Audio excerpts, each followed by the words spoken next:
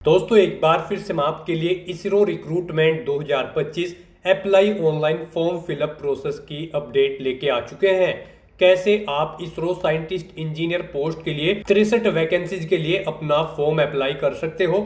Step by step complete जानकारी आपको इस वीडियो में दी जाएगी। ऑनलाइन आवेदन करते समय आपको कोई भी ऐसी गलती या फिर मिस्टेक नहीं करनी होगी जिसको करने से आपके एप्लीकेशन फॉर्म रिजेक्ट हो सकते हैं। और आवेदन करते समय आपको कुछ महत्वपूर्ण इंस्ट्रक्शंस का भी ध्यान रखना होगा, तभी आपके फॉर्म सक्सेसफुली सबमिट किए जाएंगे। लास्ट डेट की न्यू अपडेट है, केवल 4 दिन शेष रह गए हैं। आप जल्द से जल्द अपने फॉर्म अप्लाई कर ले, कहीं मौका हाथ से छूट न जाए। ऑनलाइन आवेदन करते समय आपको फोटोग्राफ, सिग्नेचर, डॉक्यूमेंट्स कैसे और कितने केबी में अपलोड करने होंगे, साथ ही साथ क्वालिफिकेशन की डिटेल आप अप्लाई करते समय कैसे दोगे, कैसे आप फीस पेमेंट करोगे और कैसे रजिस्ट्रेशन से लेकर प्रिंट तक आपको अपना फॉर्म फिल करना होगा। पूरी जानकारी के लिए आपको ये वीडियो शुरू से लेके एंड तक बिना स्किप किए हुए देखनी होगी। इस वीडियो को कंप्लीटली देखने पर ही आपके सभी सवाल और डाउट क्लियर होंगे। तो चलिए दोस्तों, बिना कोई वक्त कमाए शुरू करते हैं ISRO recruitment 2025 apply online form fill up की पूरी जानकारी। फॉर्म भरने से पहले आपको हमारी वेबसाइट IND सरकारी नौकरी के इस पेज पर विजिट करना होगा, जिसका लिंक आपको नीचे description plus first comment box में मिल जाएगा। और हमारे इस पेज पर विजिट करके आप यहां से इसरो रिक्रूटमेंट का फॉर्म अप्लाई कर सकते हो। इंडियन स्पेस रिसर्च ऑर्गेनाइजेशन, भारतीय अंतरिक्ष अनुसंधान संगठन इसरो की ओर से नोटिफिकेशन रिलीज किया गया है। साइंटिस्ट इंजीनियर की यहाँ पर पोस्ट है अलग अलग डिसिप्लिन के लिए। यहाँ पर टोटल 63 वैकेंसीज निकली हुई है। लास्ट डेट आवेदन करने की 19 मई 2025 है। केवल 4 दिन शेष रह गए हैं। आप जल्द से अपना फॉर्म अप्लाई कर ले। यहाँ पर लास्ट डेट की ये अपडेट है। GATE score card plus B tech से आप अप्लाई कर सकते हो। 18 से 28 वर्ष आयु सीमा है। 250 रुपये फीस है। SC/ST फीमेल को फीस जमा नहीं करनी होगी। ऑनलाइन मोड से आप पेमेंट कर सकते हो। इंटरव्यू के आधार पे सिलेक्शन होगा। ऑनलाइन अप्लाई कर सकते हो। ऑल इंडिया से आप अप्लाई कर सकते हो। isro.gov.in की ऑफिशियल वेबसाइट है, जिससे आपको फॉर्म फिल कर लेना होगा।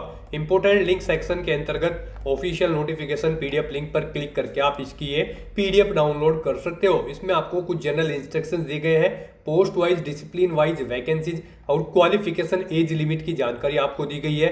साथ ही साथ कंप्लीट एलिजिबिलिटी क्राइटेरिया और फॉर्म फिलअप प्रोसेस आपको यहाँ पर दिया गया है। तो अप्लाई करने से पहले आपको नोटिफिकेशन की PDF पूरा पढ़ना अनिवार्य है। इस PDF को पूरा पढ़ने से आपके सभी सवाल और डाउट क्लियर होंगे।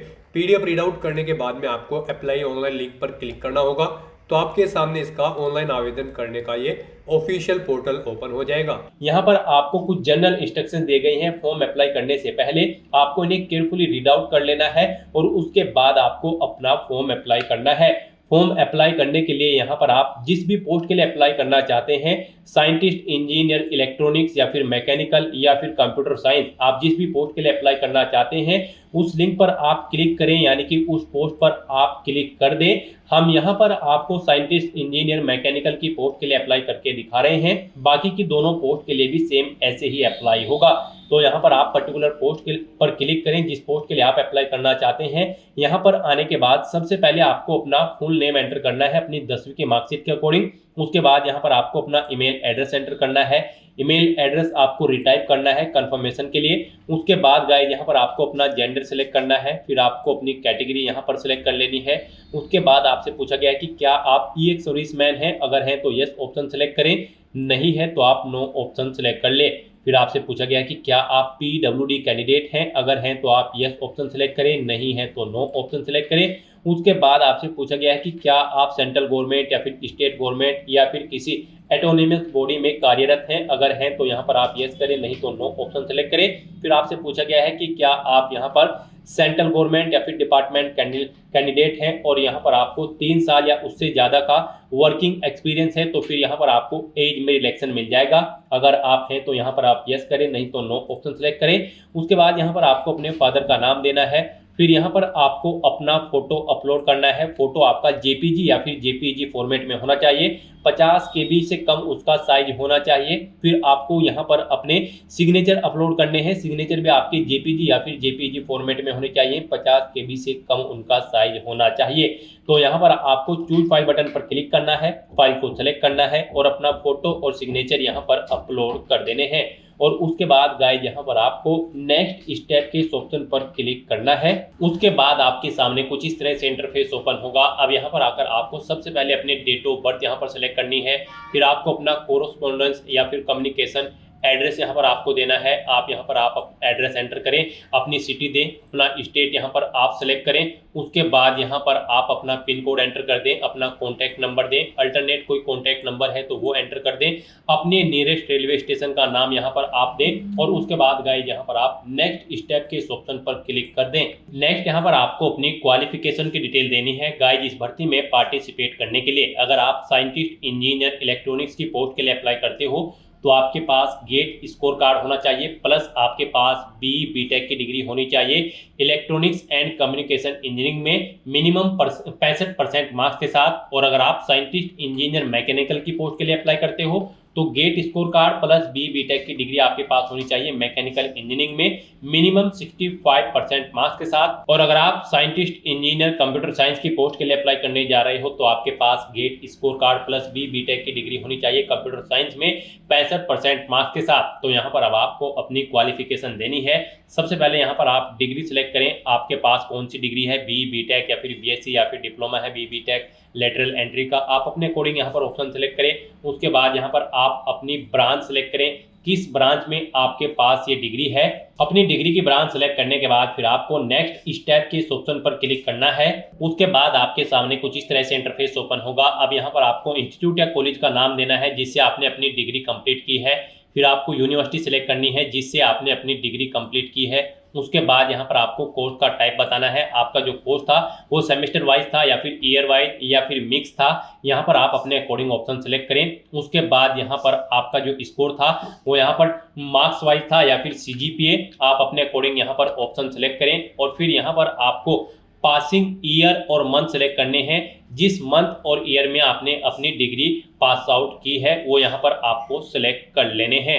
उसके बाद यहाँ पर आपको बताना है यूनिवर्सिटी में आपकी कौन सी रैंक थी, फर्स्ट, सेकंड, थर्ड या फिर इनके अलावा। उसके बाद यहाँ पर गाइज आपको नेक्स्ट स्टेप के इस ऑप्शन पर क्लिक कर देना है। उसके बाद आपके सामने कुछ इस तरह से इंटरफेस ओपन होगा। अब यहाँ पर आपके फुल कोर्स में कितने सेमेस्टर थे वो आपको सिलेक्ट कर लेने हैं और उसके बाद आपको फिर दोबारा से नेक्स्ट स्टेप के इस ऑप्शन पर क्लिक कर देना है। फिर आपके सामने यहाँ पर कुछ इस तरह से इंटरफेस शो होगा। अब यहाँ पर आपको अपनी डिग्री की डिटेल प्रोवाइड करनी है, उनके मार्क्स की डिटेल देनी है। यहाँ पर आपने सेमेस्टर वाइज बीटेक में कितने मार्क्स ऑब्टेन किए हैं उनकी डिटेल देनी है।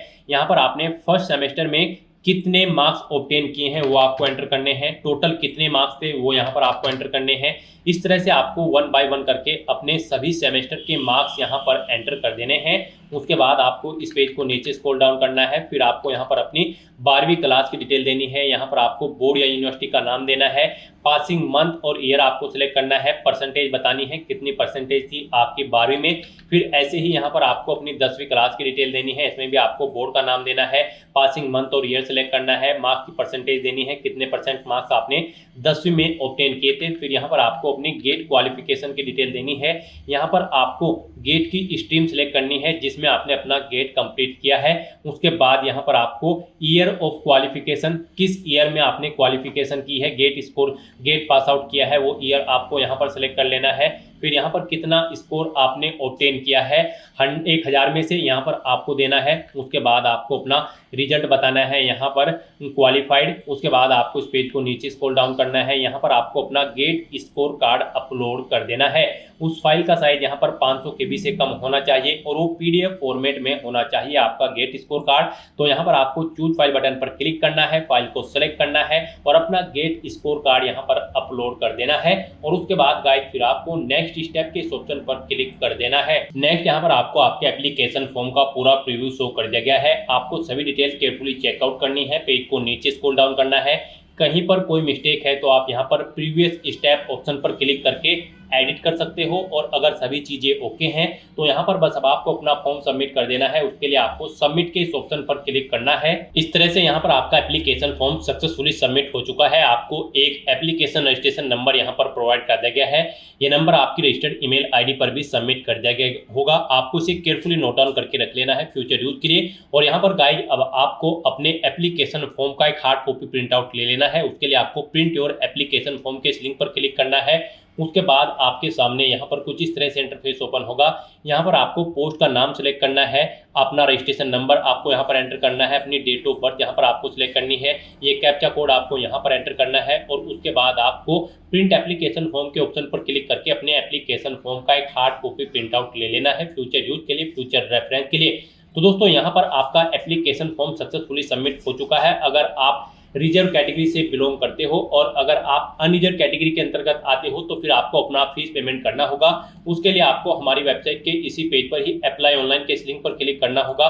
उसके बाद आपके सामने यहाँ पर यही इंटरफेस ओपन होगा जहाँ से आपने अपना फॉर्म अप्लाई किया था। यहाँ पर आने के बाद गाइस आपको मेक पेमेंट के इस लिंक पर क्लिक करना है और उसके बाद आपको अपना फीस पेमेंट कर देना है। जैसे ही आप मेक पेमेंट के ऑप्शन पर क्लिक करेंगे, यहाँ पर आने के बाद आपको अपना पोस्ट का नाम सेलेक्ट करना है, अपना रजिस्ट्रेशन नंबर आपको एंटर करना है, डेट ऑफ बर्थ यहाँ पर आपको एंटर करनी है, ये कैप्चा कोड यहाँ पर एंटर करना है और फिर आपको शो डिटेल के ऑप्शन पर क्लिक करते हुए अपना फीस पेमेंट कर देना है, डेबिट कार्ड, क्रेडिट कार्ड या फिर नेट बैंकिंग के थ्रू। और जो कैंडिडेट फीस से एक्सेम्प्टेड है उन्हें यहाँ पर ये टास्क नहीं करनी होगी, उनका फॉर्म सबमिट हो चुका है।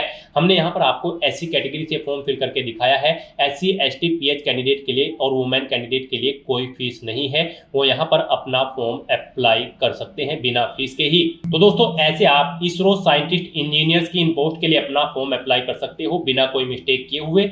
आज की इस वीडियो में बस इतना ही। आई होप ये वीडियो आपको पसंद आई होगी। अगर पसंद आई हो तो इसे लाइक और शेयर करें, चैनल पर नए हो तो इसे सब्सक्राइब कर लें। Thanks for watching.